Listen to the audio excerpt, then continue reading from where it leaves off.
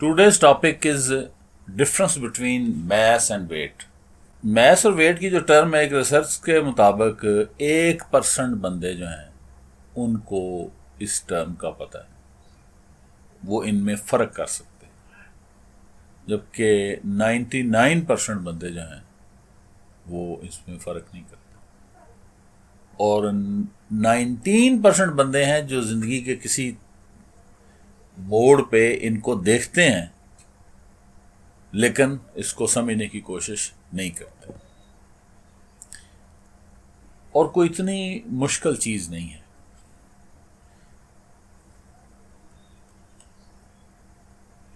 आज हम इसको अंडरस्टैंड करने की कोशिश करते हैं। कुछ कन्फ्यूजन्स पैदा हो जाती हैं कि हमने इनको इकट्ठा यूज़ किया और मैथ्स और वेट को एक ही चीज़ समझते हैं, और बड़े मज़ाहिया किस्म के सवाल होते हैं। एक टीचर गया है स्कूल में और स्टूडेंट से पूछता है, खड़ा हो जा, 10 वेट की होंदा है। वो कहता सर जी वो वट्टे रख के करी दे तो तां वेट आता। यानी ये तो हालत है। अभी शुक्र है उसने मांस का नहीं पूछ लिया। मांस कहते हैं गोश्त को पंजाबी में। उन्होंने कहा मांस की है तो कहना सर जी मांस वो देखो ना थोड़ा गल्लां ते भी मांस चढ़िया तो मेरे डोलियां ते मांस चढ़िया। ठीक, तो इसको साइंटिफिक तौर पे हमने कभी देखा ही नहीं है, हालांकि कोई इतनी मुश्किल चीज नहीं है। मैस क्या चीज है? किसी बॉडी में एटमों की तादाद, किसी बॉडी के अंदर ये मार्कर में एटमों की तादाद 100 है ना, तो इसका ये 100 इसका mass. Quantity of matter contain in the body, दूसरे लफ्जों में यूं समझ, यानी कि किसी जिस्म बॉडी के अंदर कितने एटम मौजूद हैं। बड़ी सादा सी तारीफ है। वेट की क्या तारीफ है?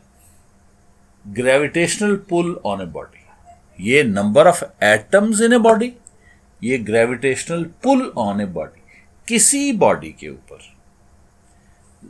जो उसके नीचे अगर जमीन है, तो यहां तो जमीन ही होगी, जमीन जिस ताकत से उसको अपनी तरफ खींच रही है, अट्रैक्ट कर रही है, जमीन की अट्रैक्शन जितनी उस पर लग रही है,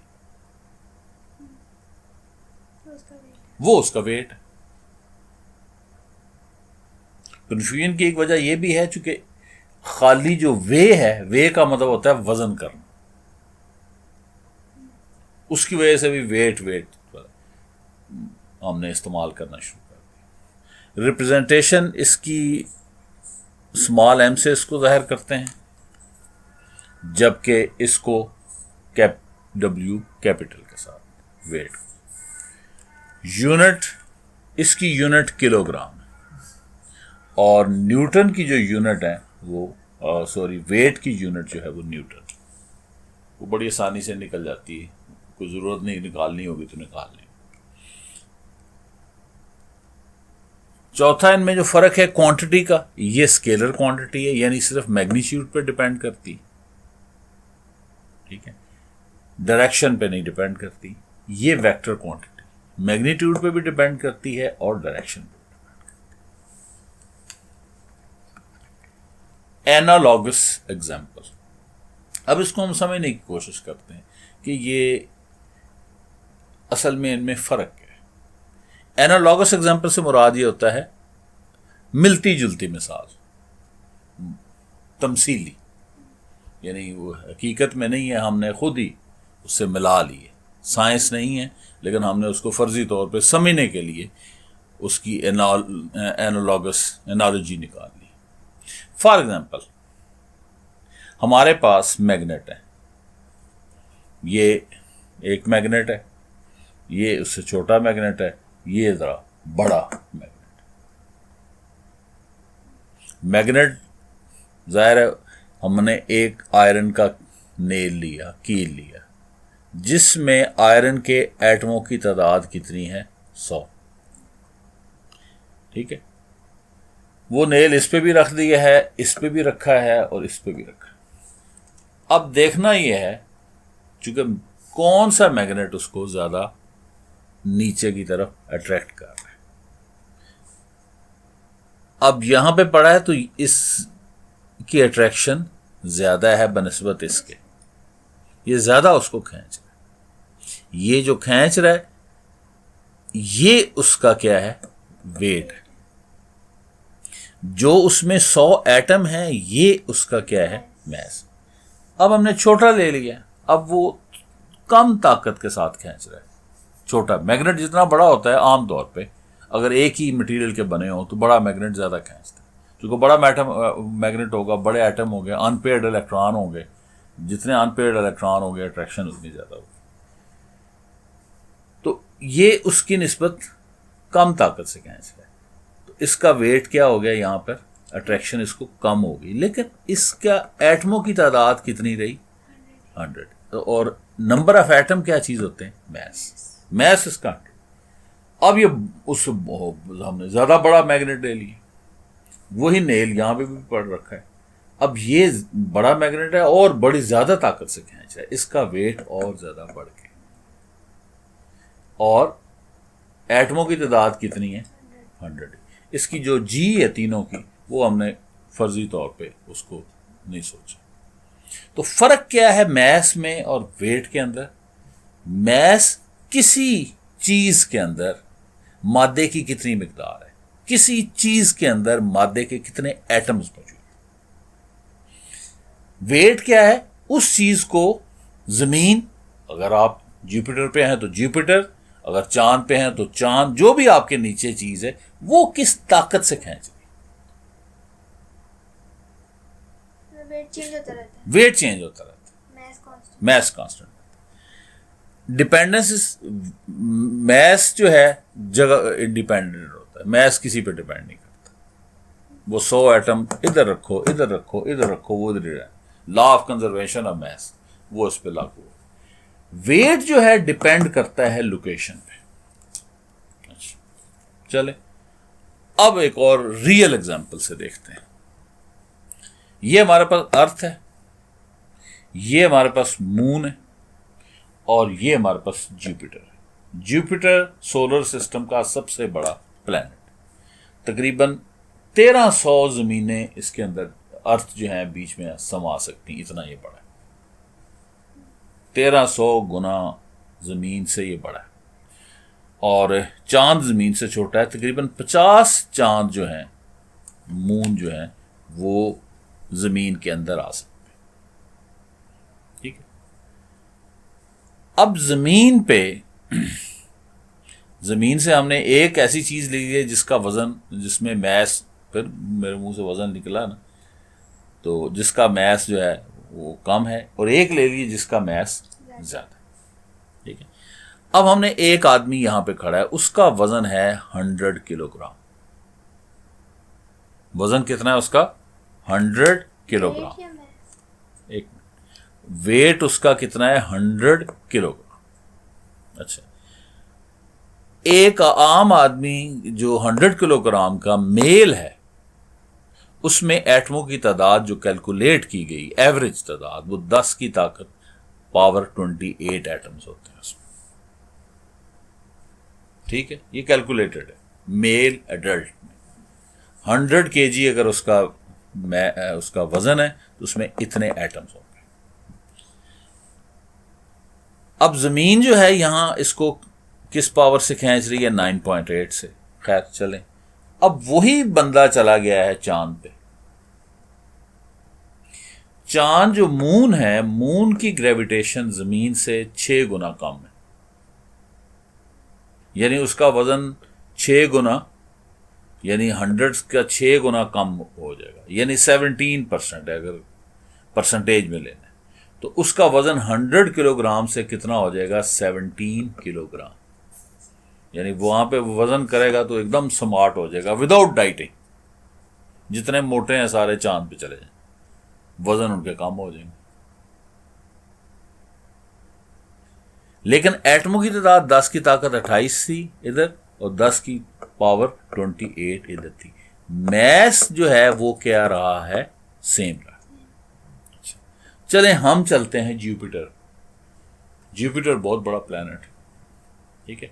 ज़मीन से इसकी जो कश से सिकल है, ग्रेविटेशनल पुल है, 2.4 टाइम्स ज़्यादा है, 2.5 गुना तकरीबन ज़्यादा है। तो जिस बंदे का वजन 1000 kg यहां पर है, जुपिटर पे उसका वजन हो गया 240 kg, 2.5 गुना उसका वजन बढ़, वो तो परेशान हो जाए। सारे पतले पतले बंदे उधर चले जाए, उनके वजन ऑटोमेटिकली बढ़ जाए। लेकिन एटमों की तादाद कितनी है? 10 की ताकत 28 एटम्स। गोया आपने देखा कि जो मैस है इंडिपेंडेंट ऑफ लोकेशन, वो इधर भी 10⁻28 था, मून पे भी 10⁻28 था, जुपिटर भी 10⁻28 था, लेकिन वेट लोकेशन पे डिपेंड कर रहा है। इधर 100 किलोग्राम है, इधर 17 किलोग्राम है, इधर 240 किलोग्राम। अब ये मैंने वैसे बात समझाई को थोड़ी बहुत समझ आई।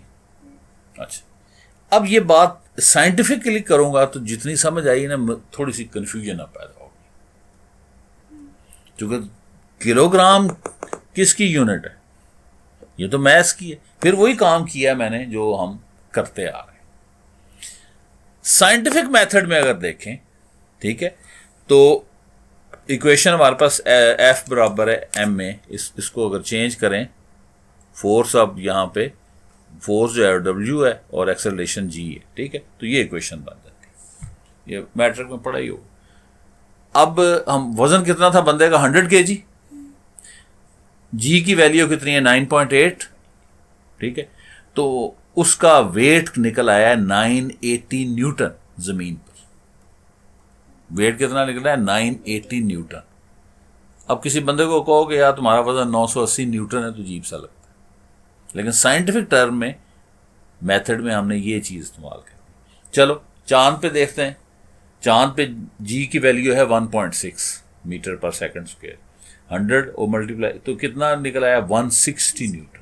वही वजन कितना, वेट उसका कितना हो गया? अब हम साइंटिफिक यूज कर रहे हैं, अब हम साइंटिफिक टर्म यूज कर रहे हैं।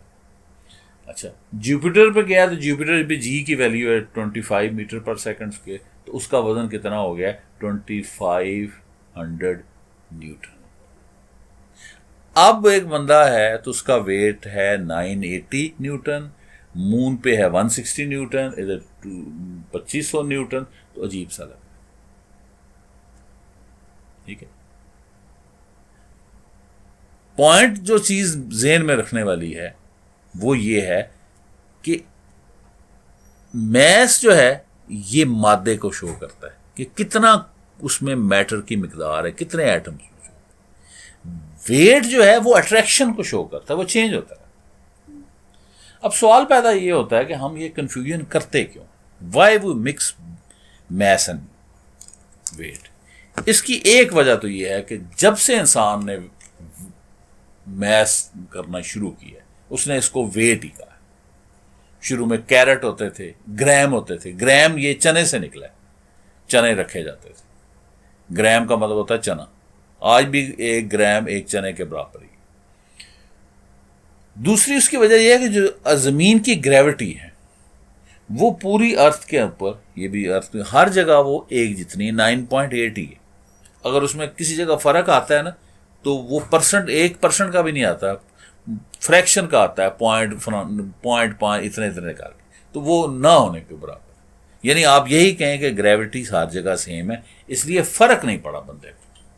फर्ज करो ग्रेविटी चेंज करते हैं, यहां एक एग्जांपल लेते हैं और ग्रेविटी चेंज करते हैं। ये आपका घर है, ठीक है, उसमें मार्केट, वहां से आपने 1 किलोग्राम पोटैटो लिए। 1 किलोग्राम पोटैटो के अंदर 8-9 पोटैटो चढ़ जाते हैं, हम फर्ज कर लेते हैं 8 ही चढ़ते हैं, ठीक है। 8 पोटैटो आपने चढ़े, वेट करके लाए हैं 1 किलो। अगर दूसरी जगह करीब ही जमीन पे जो उसकी G की वैल्यू अट्रैक्शन है वो डबल हो जाए, तो फिर क्या हो जाएगा? उससे आधा वेट जो है, वेट भी अब डबल हो जाएगा। वेट क्या है? जितनी अट्रैक्शन बढ़ेगी वेट उतना बढ़ जाएगा। अब ये डबल हो गया तो इसका मतलब ½ kg जो होगा वो जहां पे अट्रैक्शन डबल हुई है वहां पे 1 kg हो जाएगा। आपके कितने आलू चढ़ेंगे? पोटैटो 4 चढ़ेंगे। नहीं बात समझ? अगर जमीन की अट्रैक्शन तब्दील हो जाए थोड़े फासले पे, ठीक है, अब तो नहीं हो रही ना, 1% भी नहीं हो रही, 0.00 कुछ हो रही।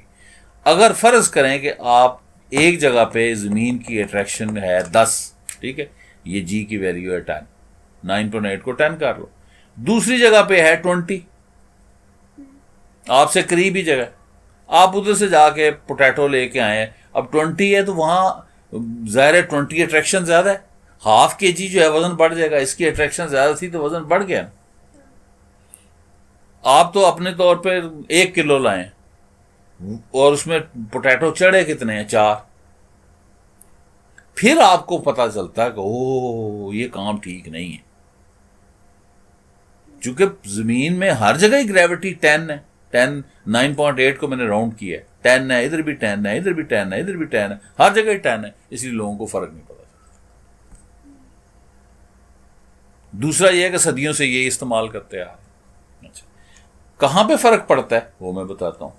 अब ये जमीन आपकी ओवल शेप में, ये दरमियान में से जो लाइन है ये इक्वेटर कहलाती है, ठीक है, ये नॉर्थ पोल है, ये साउथ पोल।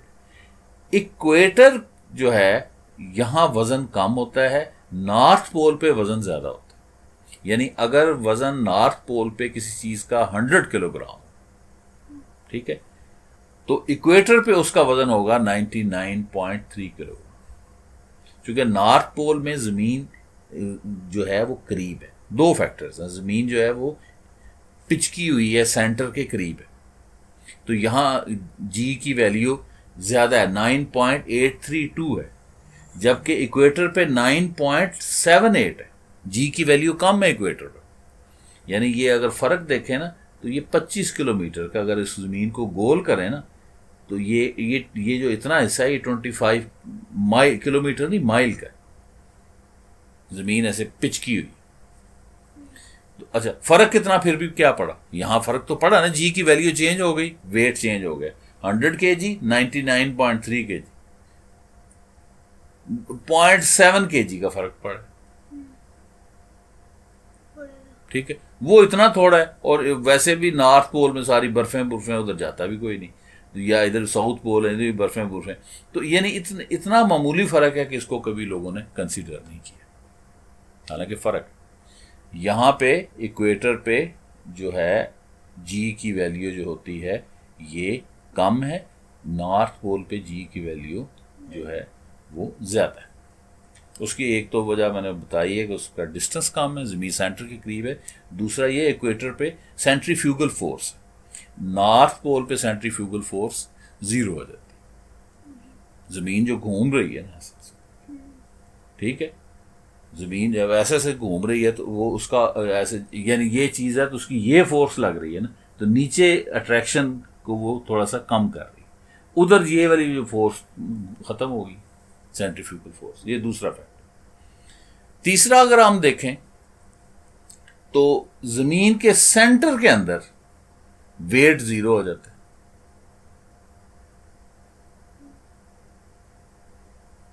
चूंकि जी जो है वो हर तरफ एक जैसी होती है, कैंसिल हो जाती है, जी 0 हो जाती है, हाँ वो नेट जी जो है वो 0 हो जाती है। इसी तरह अगर आप स्पेस में चले जाएं, स्पेस क्राफ्ट में देखा नहीं, वो ऐसे उल्टे नीचे हो रहे होते हैं, तो वहां भी वेट 0 हो जाता है, चूंकि जी ऑलमोस्ट 0 हो जाती है। ये डिपेंड करता है कि आप किस स्टार के करीब है, हल्का फुल्का कुछ सूरज अट्रैक्ट कर रहा होगा, डिपेंड करता है, लेकिन ऑलमोस्ट वहां भी आप अपनी समझने के लिए समझने कि सेंटर ऑफ अर्थ में भी वेट 0 हो गया, स्पेस में भी 0 हो गया। तो वेट तो कभी इधर कुछ है, इधर कुछ है, इधर कुछ है, इधर कुछ है, ये डिपेंड करता है लोकेशन। लेकिन वो जो चीज है जो इसमें एटमों की तादाद है, या जो आयरन के एटम इस एग्जांपल में 100 है, ये 100 ही रहेंगे। बेशक इसको मैंने मून के हिसाब से इसको बनाया, इसको मैंने जमीन के हिसाब से बनाया, और इसको जुपिटर के हिसाब से मैग्नेट को बनाया, ज़हन में ये रखा है।